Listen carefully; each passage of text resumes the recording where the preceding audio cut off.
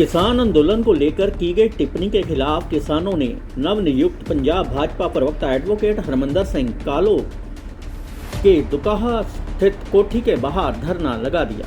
किसानों ने कहा कि वे कालों के खिलाफ केस दर्ज करवाएंगे। बुधवार शाम को भारतीय किसान यूनियन राज्यपाल के सदस्यों ने कालों की कोठी के आगे प्रदर्शन करते हुए उनका पुतला फूका और भाजपा के खिलाफ नारेबाजी भी की। इस दौरान कालो कोठी में उपस्थित नहीं थे। किसानों ने रात 8 बजे कोठी का बिजली का कनेक्शन काट दिया और उसके बाद 9 बजे गोबर की ट्राली लाकर किसानों ने दीवारों पर गोबर पो दिया।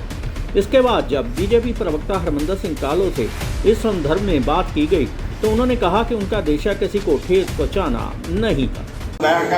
मोदी साहब बैठे आते जिहड़े तुहाडे नाल प्यार करी जाते हैं, जे बात जिन्ना मेरे दिमाग में उत्ते बंदा बैठा है तो हुण तां साडे मार मार के डांगा पर जेल੍ਹਾਂ 'ਚ बंद कर इन्हां दा हल यही है और अखीर यही करना पैना आपां।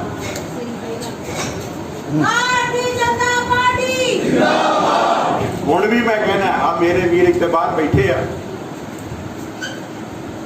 जदों असीं ज्वाइन कीते हैं मैनू नहीं पता कि सज्जन का एक फोन आ गया कि कालो साहब असीं गोहे की ट्राली भरी है।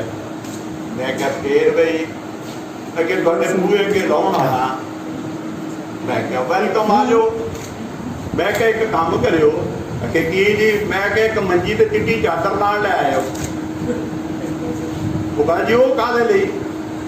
मैं क्या जिन्नी ट्राली लैके आउणा ना उहनूं उस मंजी ते लम्मा पै के जाना।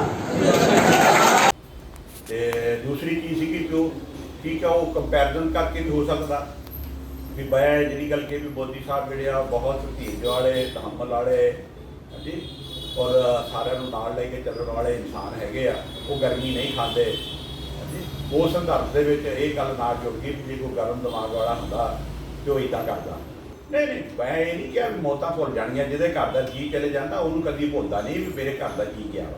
मैं कभी नहीं कह सकता भी जिन्हों के परिवार का जी चले गया वो मौत को भुल जाएंगे। वो तो किसी परिवार का जी चले जाए तो परिवार का सारा केम हो जाता, उजड़ जाता परिवार।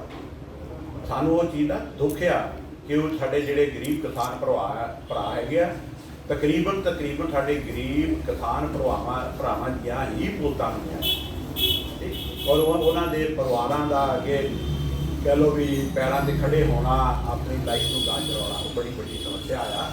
और वो चलो सारिया पोलीटिकल पार्टियां भी कही जाती है ख्याल रखा ये करांगे वो करांगे, वो तो बाद की गल है पर वो भुलिया नहीं जा सकता।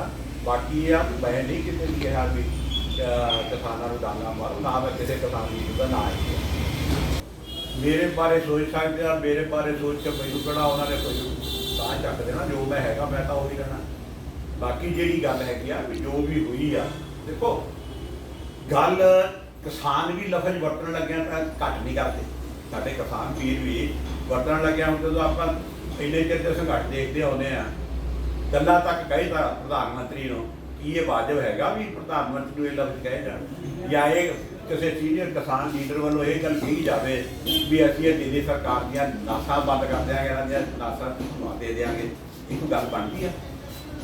सो ये कुदरती गल आ भी जो भी कोई जज्बातां दे बहण विच वाहे के किते कोई लैक्चर या भाषण देता आ तो लफ्जां दा आगा पिछा हो जाता। मैं जिहड़े बयान लफ्ज वरते आ मैं तो बार बार कह चुका कि मेरे लफ्जां नाल किसी साडे सज्जण मित्र दे मन नूं ठेस पहुंची होवे तां मैनूं उस दा बेहद अफसोस आ।